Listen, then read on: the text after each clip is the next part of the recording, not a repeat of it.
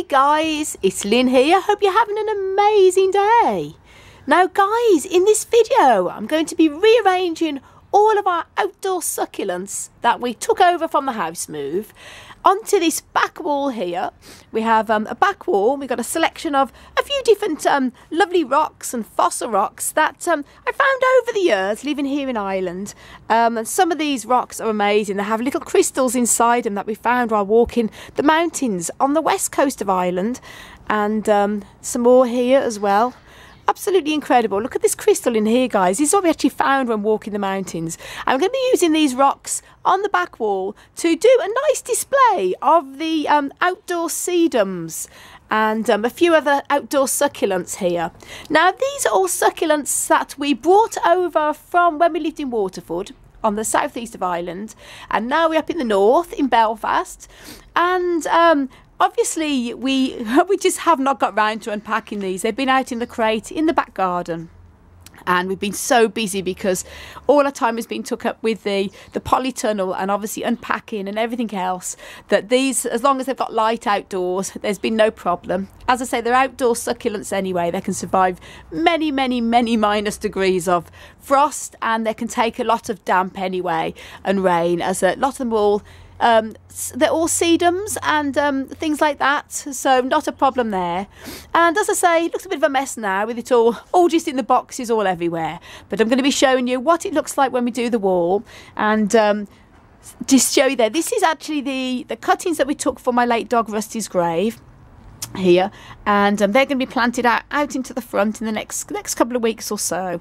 That's sort of got loads of new growth on it, so the cuttings have taken well, which is good to see. So they're going to be planted out, and all the rest is going to be put onto the wall. So let's get going then, shall we, guys? Now, just show this is very typical with a lot of the sedums, the outdoor sedums. During the autumn, the original stem dies back, as you can see here. I'll just put this onto the wall, and what I'm going to be doing, I normally keep these trimmed up. This is the first time I've actually been able to do anything with these outdoor succulents because we've been so busy, but I'm going to be cutting these back now.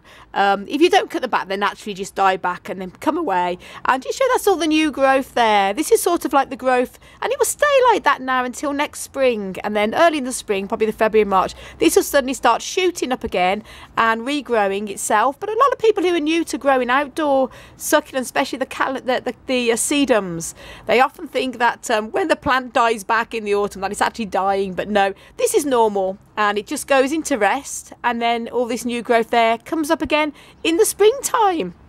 And I've made a video on how easy it is to propagate outdoor sedums, and I have a couple of these sedums here. There's another one here. There's a few other things being grown in it, but just been starting to prune that. I'm going to stick that one back in there, and links up above to a video on how to propagate sedum. It's so easy to do, guys, and just show you there, that's what happens. So if that happens to your plants and you're new, don't panic. It's purely a sign that the original plant's dying back, going back down to a root ball, and this also helps to protect it from frost, which makes it so good that these plants can be grown outdoors during the winter here. As I say, you can cut it back. It's not necessary, but if you want to make it look a bit tidier, I always prefer to keep it because it doesn't look nice having all the stalks sticking out all dried up. Cut it back there down to the base, and neatens it up a little bit there. It's like removing old flower heads, really. And there you go, it looks a lot neater now. Now the good news is with this Lampanthus, as you can see, there is seed pods, which is wonderful. So in this case, the seed is well and truly ripe. As you can see there, it's a little bit of seed inside is shining through. So I'm going to be cutting these. I'm going to be harvesting these later. Just cutting the stalks right down there, and obviously saving the seed pods, and then all you have to do then is crack open these pods, obviously not outdoors in case the wind blows it away. I'm going to save them then into a little clear bag and sow them in the spring. How exciting! Now it's the first corner done, and as you can see, I've used a big heavy stone here, crystal stone, to wedge these plants in, so there's no way they're going to blow off on the wall. And I'll show us the seed pods taken off. Exciting. And what I've done here is I've also used a big rock there also to secure this plant, so heavy winds or anything like that, there's no way they're going to blow off on there. Now this little succulent here, it is a Chiastophyllum oppositifolium. Oh my gosh, what a name. And obviously it's a good time, as I say, I'm tidying them up at the same time. You don't necessarily have to do this, because I love outdoor succulents. They would just, the old dead leaves will come away and start up fresh new growth in the spring. But I always think it's good to tidy them up, removing all the dead leaves here off them as well, and then replanting them back into the soil again. So removing all the dead outer leaves, it also makes it look a lot tidier. Now guys, that's it all finished. That's the succulent stone wall all completed. Oh, there's a big crow flying overhead there.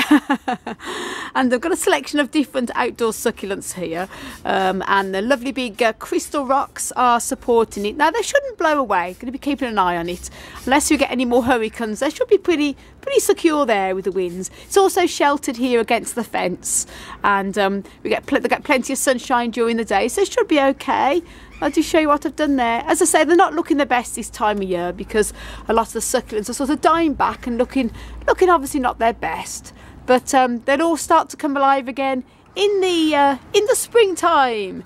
And this is actually a Euphorbia Lathyrhynchus. That's the call of it. It's a Cape spurge. Apparently it's a bit of a weed, but we actually saw these growing wild and took some cuttings of them, and I think they're absolutely beautiful. So that's them there, and a few more sedums here, as you can see.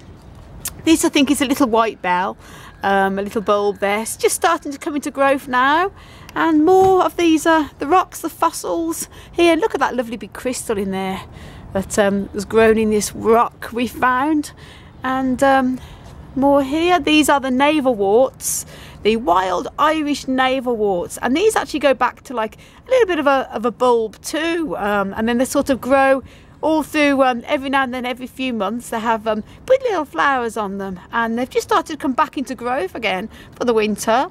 And this is actually a little sea succulent that we found on the beach, probably about 10 years ago now, and again this is a similar thing. It sort of dies back and then sends out new growth again. So these are little outdoor succulents here on the wall, and it looks so much better. Now that's the wall done now anyway. They're all out getting loads of light there. And now just the next thing I have to do is start on the weeding. I'm going to be weeding all this path now. That's going to be fun and games. The exciting bit's gone now, so now all the boring bits. But guys, thanks so much for watching. I want to send you loads of love, heaps of happiness, and tons of plant power. As always, from Ireland. Till the next video, guys. Bye.